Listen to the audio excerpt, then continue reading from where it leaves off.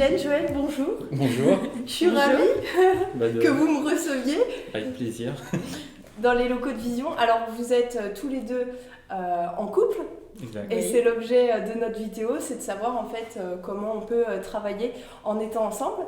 Vous avez fondé un premier cabinet en 2013 et puis le premier réseau d'experts comptables en marketing relationnel, j'ai presque envie de dire international, puisqu'on est présent en Belgique, au Portugal, on commence en Espagne. C'est ça. Voilà.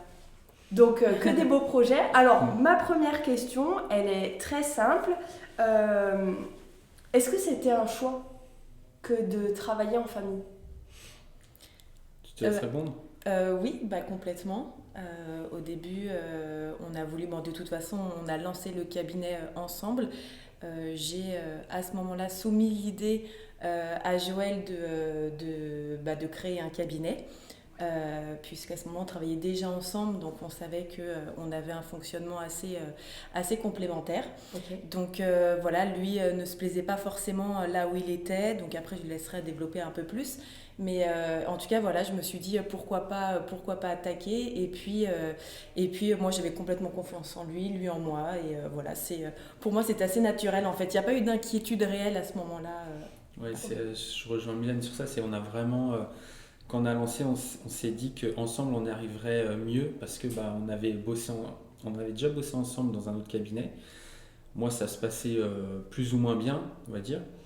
Et comme tout homme, j'ai attendu que ma compagne me donne du courage et me dise d'y aller.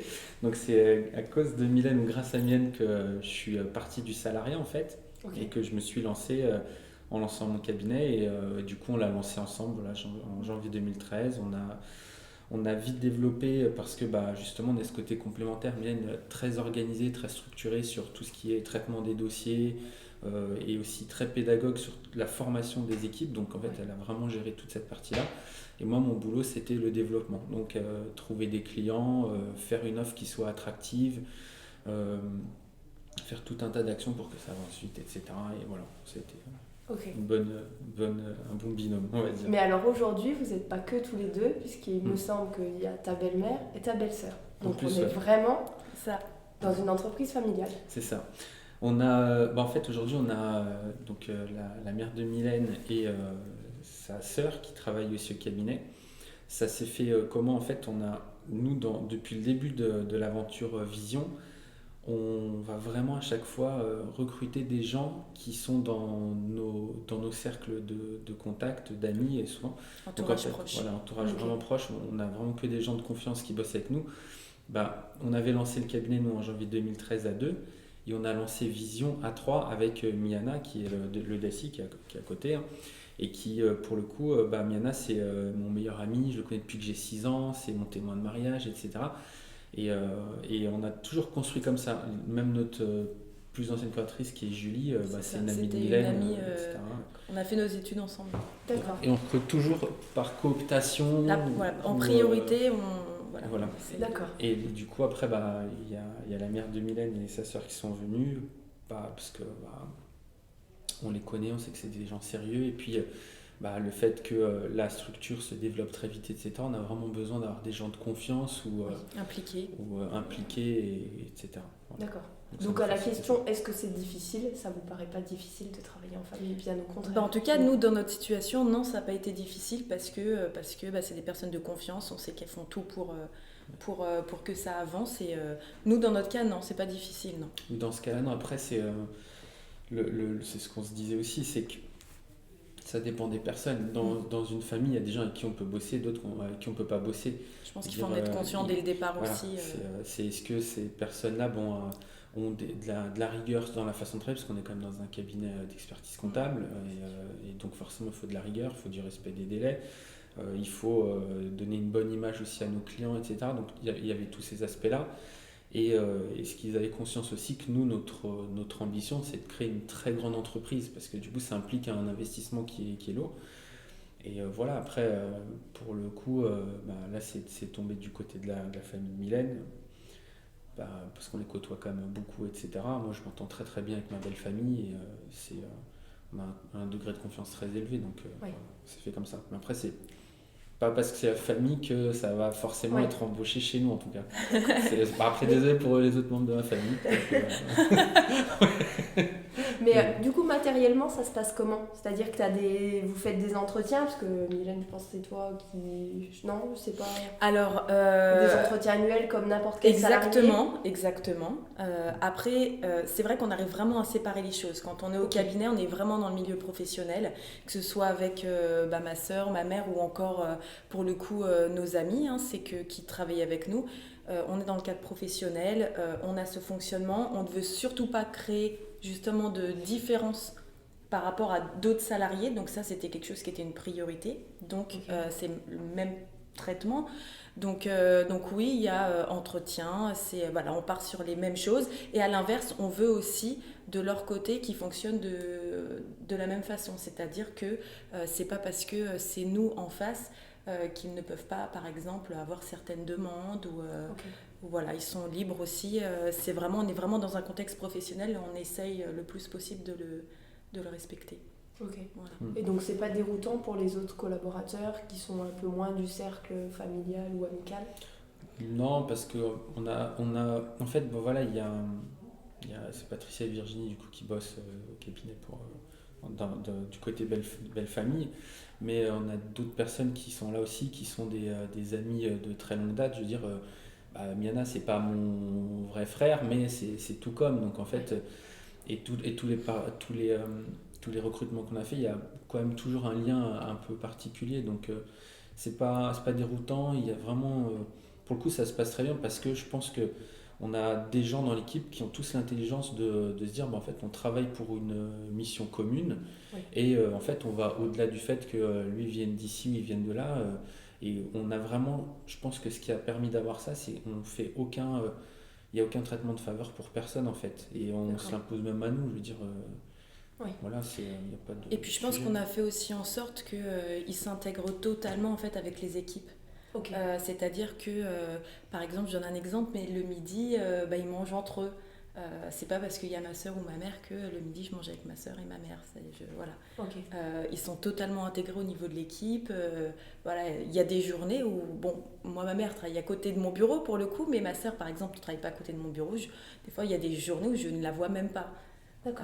Parce que vraiment ils sont intégrés totalement dans l'équipe et en fait quand on fait des événements on est tous ensemble, mais sinon eux avancent avec l'équipe et avec les salariés et puis les relations qu'ils ont nouées entre eux, c'est vraiment deux choses différentes. On a vraiment voilà, et même pour leur bien-être à eux aussi au niveau de l'entreprise, fallait absolument qu'ils soient totalement intégrés au niveau de l'équipe. Après on est une équipe qui est aussi assez habituée à ce que qu'il y ait souvent des salariés, soit de famille ou sinon des proches. Donc c'est presque devenu une habitude aussi, j'ai envie de dire, oui, quelque part. Il n'y a pas beaucoup de salariés qui sont totalement inconnus de toute façon. Quand on regarde, il y en a très très peu. Ok. Finalement. Qui viennent de nulle part entre guillemets. Exactement. Oui, ça a vraiment été juste un CV, c'est vraiment une minorité. Oui, puis peut-être que ça effraie quand tu en parles à l'entretien, dire par contre c'est une entreprise familiale avec tout ce que ça implique, c'est-à-dire qu'il y a monsieur, madame, belle-maman, des amis, donc ça peut effrayer certains. Mais c'est vrai que c'est des choses qui, c'est assez marrant, mais les gens ne le savent même pas dès le démarrage en fait, parce que ça se voit pas qu'on. Ah d'accord. Ouais, non, on le montre pas spécialement. Ça va être dit des fois, mais voilà. Ok. On n'en parle pas. Ouais. Après voilà, quand on présente à des salariés, bien sûr que c'est dit immédiatement, mais après, je pense qu'ils voient plus de différence de toute façon. Quand il y a quelque chose qui est demandé, peu importe qui c'est, la demande est la même, tout le monde, voilà. Donc je pense qu'après ils oublient. Je pense que c'est mis de côté. Ce qui est quand même très bien pour le côté sentiment de justice et d'équité. Tout à fait. Et puis le côté affiliation, quoi. C'est de se dire je suis pas moins intégrée à l'entreprise parce que je suis pas de la famille ou parce que je suis un ami. Exactement. Ok. Donc on a parlé au milieu pro. Et le dimanche à la maison, quand vous recevez la famille, comment ça se passe? Quand on est dans le côté très perso, est-ce qu'on parle du boulot? Pas du tout. Est-ce que ça vient quand même entre vous le soir? Est-ce que vous mettez une limite? Genre dans la voiture c'est ok, mais une fois qu'on arrive à la maison, fini? Je réponds en partie. Moi, c'est vrai que moi, il y a un truc tout simple, c'est que je ne veux pas qu'elle me parle de boulot à la maison. Je déteste. Je déteste ça, je veux pas qu'on m'en parle. Parce qu'en fait, j'ai l'impression que ma maison, c'est mon havre de paix et je veux juste couper. Ok. Après, ça m'arrive de bosser, mais en fait, j'ai pas envie qu'on vienne me solliciter, qu'on me pose des questions. C'est bizarre, je sais pas comment c'est, mais en tout cas, je fonctionne comme ça. Après, bon, toi, ça Moi, c'est dépend. différent. Moi, c'est différent. J'ai souvent tendance à profiter de ces moments-là pour lui poser des questions parce qu'en fait, au niveau de dans la journée, il n'est pas forcément disponible. Il passe beaucoup de temps en rendez-vous. Et puis, c'est vrai que le côté qu'on soit marié, quelque part, des fois, on ne prend pas forcément le temps pour ma partie. Donc, je profite, moi, justement, de la partie privée pour poser des questions. Même si je sais qu'il déteste ça, j'essaye d'amener les choses un petit peu tranquillement, j'obtiens mes réponses et puis bon, voilà, je sais que, en fait, on se connaît bien pour cette partie-là, je sais quand je peux amener les questions, quand vaut mieux éviter, mais c'est vrai qu'on essaye de se donner des limites. Maintenant, je veux dire, évidemment qu'en dehors du travail, on en parle forcément un minimum, mais on essaye quand même de se limiter, lui parce qu'il n'aime pas du tout ça, et moi ça me pose moins de problèmes, mais voilà, je sais que lui n'aime pas, moi ça me dérange pas, on va dire qu'on trouve un juste milieu. Ouais, en fait, Voilà. elle a l'intelligence souvent d'amener les sujets qui m'intéressent. Voilà. Si c'est un sujet qui J'amène les m'intéresse, bons. ok, bah là, je veux bien passer le temps parce que j'aime bien. Oui, parce que ça, c'est Et quelque voilà. chose que j'allais te dire. Tu es quand même passionné par ce que tu fais, donc je suis assez surprise que tu aies besoin de cloisonner. Mais je comprends quand tu dis, c'est soit je travaille tout seul, mais après,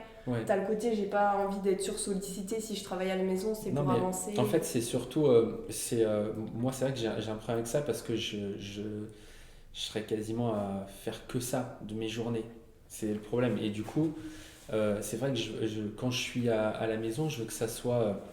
En fait, je veux que ma maison soit un endroit où ça soit que synonyme de bien-être, de plaisir. Du coup, j'ai ma femme, j'ai mes enfants, et le boulot que j'y fais à la maison, c'est les choses que j'aime beaucoup faire dans la partie nous, parce qu'on est tous dans un boulot où il y a des choses qu'on aime plus ou qu'on aime moins.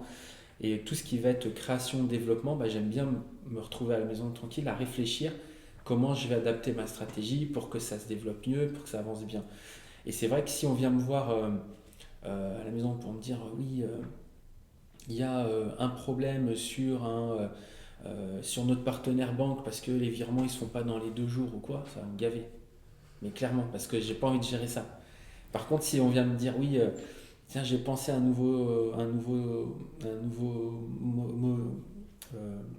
truc à intégrer dans l'université parce que ça va permettre d'améliorer le niveau des experts du réseau. Je dis, ah bah ok, là ça m'intéresse, qu'est-ce que tu as pensé, comment tu veux le faire? Ah bon, on peut peut-être faire comme ça plutôt que ça, etc. Là je vais aimer. Voilà. Ça dépend des. Voilà. C'est là où tu as les longueurs d'avance en fait. C'est que tu sais.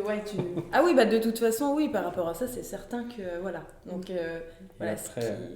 Et puis après, sur l'autre question par rapport à la famille, les dimanches, très clairement, on évite d'en parler. On n'en parle pas beaucoup, pour le coup. Voilà, on évite d'en parler. Un petit peu à des moments, mais c'est plus sur les choses qui nous font rire, on va dire.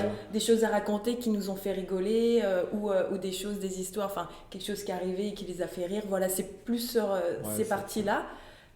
Et puis après, voilà, principalement ça. Mais on ne va pas aller au-delà. Okay. C'est vrai que après, sinon, ça reste au niveau du cabinet. On reste sur quelque chose de léger. C'est ça. Très clairement. Ok. Oui, parce que tu disais quand il y a des problèmes, mais du coup, on est déjà dans une profession stressante. Quand tu as de l'affect, forcément, les émotions ont tendance à être un peu plus fortes. Est-ce que les clashs sont plus violents? Enfin, par clash, le mot est un peu... Mais les désaccords, est-ce que c'est plus violent quand on travaille en famille? Nous, en fait, il y a déjà un truc, c'est que en fait, le métier, moi, me stresse pas du tout. Okay. Pour le coup, faut sortir un bilan, faut conseiller un client. Ça me stresse pas, au contraire, j'aime bien moi échanger, donner des conseils, des stratégies, etc. Nous, on va dire, ce qui est plus stressant, c'est qu'en fait, on est dans le modèle vision, on est vraiment une entreprise un peu à part parce que on est sur de la découverte permanente. C'est-à-dire que tu es toujours en train de trouver de nouveaux chemins pour développer. Je veux dire, tu veux lancer Vision en Belgique, en fait, quand tu arrives et que tu échanges avec des confrères belges, ils t'expliquent tout de suite, la Belgique, c'est pas la Belgique, c'est les Belgiques. Tu as la Flandre, tu as Bruxelles, tu as la Wallonie, et du coup, en fait, on est en train de découvrir de manière permanente. Et ça, c'est assez stressant parce que tu es en permanence en dehors de ta zone de confort. Donc, on est en découverte non-stop. Donc, Ce qui fait que moi, des fois, je suis dans mes pensées, Mylène, elle va me parler, et je vais être dans mes pensées, ça va l'énerver. Ça, c'est un truc qui peut l'énerver vraiment. Euh, Après, au niveau des clashs, bah, ça va parce que concrètement, euh, typiquement, comme on en parlait l'autre fois, on n'a pas des clashs type comment ça se fait que tu rentres tard ou quoi, parce qu'on fait le même boulot, on sait ce qu'on. Et puis on connaît le métier. Voilà. C'est ça. C'est ça. En fait, on est tous les deux dans ce métier-là, donc en fait, En fait, j'ai envie de dire que justement, pour le fait d'être dans le même métier, il y a peut-être des clashs, on va dire, que quelqu'un retrouverait dans un couple parce que c'est quelqu'un qui travaille dans cette activité-là, que nous, on n'aura pas parce que justement, on sait bien que c'est cette période, on sait à quel moment on est, on sait ce que ça a impacté, on sait que ça va être rentrer plus tard, par exemple, ou n'importe quoi. Donc en fait, on a ce côté où on comprend très bien, puisqu'on est dans le même milieu. Et à côté de ça, oui, effectivement, des fois, il peut y avoir des clashs par rapport au travail sur des désaccords, mais j- ça n'impacte pas, on va dire, le fait qu'ils soient plus ou moins forts parce qu'on travaille ensemble. Voilà, je pense que ça ne change pas. Après, comme je disais, quelque part, nous, on n'a connu que ça, en fait, Oui. ensemble, en travaillant ensemble, en étant ensemble. En fait, on s'est connus au travail. On travaillait déjà ensemble avant d'être ensemble et finalement tout s'est enchaîné un petit peu de manière assez rapide, donc en fait c'est notre quotidien, on n'a pas vraiment connu autre chose. Ouais. Donc c'est fluide. Tout à fait. Ouais, c'est fluide, exactement. franchement. Nous, ce que je disais, si on était sur un cabinet classique, on n'aurait même pas un seul sujet d'embrouille pour sûr. le boulot en fait. D'accord. Nous, c'est la seule chose qui peut faire des fois des petits clashs, c'est un niveau de stress qui peut être élevé parce que oui, l'entreprise elle grossit vite, c'est des montants toujours de plus en plus importants, donc c'est des choses où on veut être très vigilant surtout parce qu'on a un peu des cultures, nous, on est très fans de tout ce qui est les Apple, par exemple, l'excellence dans tout ce qu'ils font. Et on essaye d'avoir ces modèles-là chez Vision. et du coup, forcément, quand c'est pas bien fait, ça nous stresse. Et moi, je sais que c'est des trucs qui peuvent des fois vite m'énerver. Et je sais que ça peut c'est souvent beaucoup de ma faute parce que je pense des trucs et je crois que tout le monde comprend ce que je pense. Mais en fait, si je parle pas, on ne sait pas de comprendre. Et, et comme je pense à tout en même temps, des fois, ça peut être ça. Mais pour le coup, on est plutôt très très très bien câblé avec Mylène sur la vision qu'on a pour l'entreprise. Les seules choses qui peuvent faire des clashs, c'est des fois, comme pour n'importe quel couple, je pense, c'est le manque de dialogue, mais ça n'impacte pas la force des problèmes ou quoi, pas du tout. En tout cas, pour nous, c'est pas le cas. Après, on arrive à bosser ensemble, je pense que c'est pas le cas de tous les couples. Nous, on arrive à bosser ensemble et au contraire, je pense qu'on aurait du mal à ne pas bosser ensemble. En tout cas, moi, j'aimerais pas qu'elle bosse ailleurs. Ouais. Oh, c'est trop beau. Mais du coup, j'allais vous poser une question. Chose, oui, mais complètement. Sinon, je serais. Elle l'avait dit au début. Non. Ah, ok. Ah, voilà. Oui, une question, c'est que quand on dit s'associer, c'est un mariage. Mais vous êtes doublement mariés, en fait. Parce que vous êtes mariés et vous êtes associés. Et je me demandais si, quelque part, ça pesait sur la relation. Le fait de se dire, on a un business, on a beaucoup de choses, on travaille ensemble, mais j'ai pas l'impression par rapport à ce que tu dis. Après, c'est une question que j'avais prévu de vous poser avant. Je te laisse répondre. Non. Pour moi, ça rajoute pas. C'est pas. Oui, du coup, on est doublement mariés. Hein, ça, c'est sûr. Maintenant, je pense qu'on a. En tout cas, moi, j'ai 100% confiance en lui dans ce qu'il fait, lui dans ce que je fais. Même si des fois le dialogue c'est pas toujours évident, mais pour personne, hein, y a toujours des fois un manque de dialogue, mais on essaie quand même toujours d'échanger un maximum. Voilà, on n'est pas sur les mêmes parties, mais on essaie toujours de se suivre. Donc en fait, c'est pas une inquiétude supplémentaire d'être associé. Puis quelque part, je sais que l'un comme l'autre, on se laisse aussi une liberté, c'est-à-dire que si à un moment il y en a un qui commence, par exemple, à fatiguer, Parce que être à son compte, c'est pas facile. Être à deux dans la même entreprise, c'est pas non plus forcément évident aussi toujours au quotidien. On a ce côté où on se rassure et puis on fait attention. Voilà, on parle, on essaye de dire comment on se sent, etc. Donc non, après. Oui, tu as bien résumé. Voilà, je valide. Je sais pas si ça a bien répondu. Oui, écoute. On en arrive à ma dernière question. Je voudrais que vous me partagiez, que vous nous partagiez un conseil que vous donneriez à un expert comptable ou un collaborateur qui travaille en famille, en fait, ou un couple. C'était mieux, tu es plus calé que moi pour la cohésion finalement, des gens. Moi, je dirais, il faut absolument, je dirais, s'écouter, ça c'est primordial. Okay. Et puis je pense qu'il faut bien séparer aussi les fonctions de chacun. Okay. Je pense qu'il ne faut pas mélanger les choses. Il faut que chacun soit responsable un peu de ses parties pour vraiment avoir ce côté où on se sent quand même responsable de sa partie et autonome. Ouais. Et puis il faut aussi savoir se remettre en question.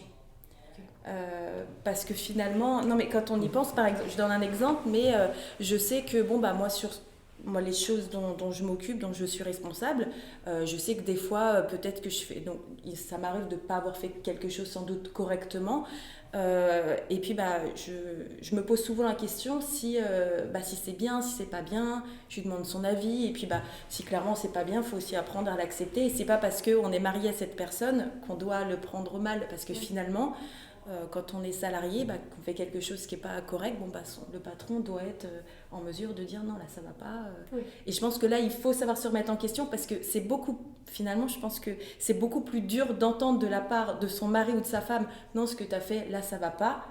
Je veux dire, psychologiquement, c'est pas facile de l'accepter. Ouais. Donc, faut être capable de savoir se remettre en question pour que ce soit quelque chose qui puisse être entendu.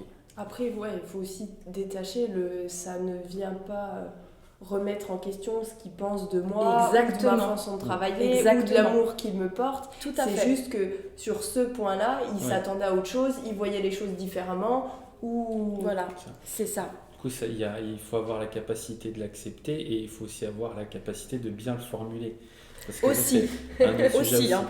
Ouais, parce que c'est sûr que ça aussi, c'est le dialogue, de toute façon, c'est dans les deux sens. Donc, mais oui, tu disais tout à l'heure, tu parlais de dialoguer et communiquer. Donc. C'est ça. Du coup, non, après, pour après, l'autre conseil, c'est, moi je dirais, c'est aussi être bien sur... nous, on est ensemble, on a Yana, il n'est pas avec nous, mais c'est notre troisième associé, et on est vraiment aligné sur... comment on bosse avec toute l'équipe en fait. Je veux dire, s'ils vont voir Mylène, Miana ou moi, ils vont avoir exactement la même réponse. Oui, il faut vraiment être sur la même longueur d'onde, oui, tout à fait. Ça c'est un point qui est primordial aussi par rapport aux équipes, qu'en fait, qu'on n'est pas le... Au début, on était plus jeunes, il y en a qui savaient que s'ils venaient me voir, j'étais un peu plus gentil, ou des fois moins alerte aussi, parce que tu viens me voir, je suis entre 50 millions de choses, on me pose une question, j'avais la tête, ok, d'accord, c'est bon. Et des fois, ils me demandaient des congés, je ne regardais pas si ça tombait à un moment où il ne fallait pas. Alors que Mylène, elle regarde ça. Et du coup, en fait, c'est pour ça qu'après, elle disait il faut vraiment définir qui fait quoi, parce que justement, ça a évité ce genre de problème. Donc maintenant, tout le monde sait que quand il faut des congés, ça se passe chez Mylène. Et quand elle me demandait, je dis non, moi je ne réponds pas, tu demandes à Mylène. C'est ça, c'est-à-dire qu'en fonction de la demande, ils savent très bien qui il faut aller voir. Et ça, il faut que ce soit... c'est important que ce soit bien... et après, c'est vrai qu'il y a ça, et puis il y a le côté de...